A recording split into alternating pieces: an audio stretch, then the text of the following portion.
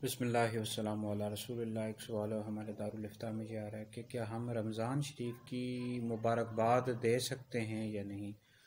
تو رمضان شریف کی مبارکباد دینے میں کوئی حرج نہیں ہے جی، بہت ہی برکتوں والا مہینہ ہے اور نیکیوں والا مہینہ ہے۔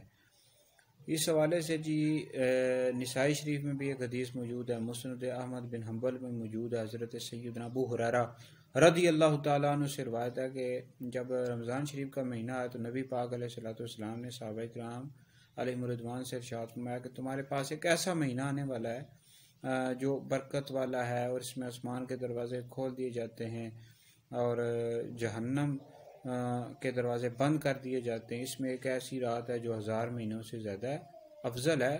تو بہرحال اس طرح کا مفہوم ملتا ہے۔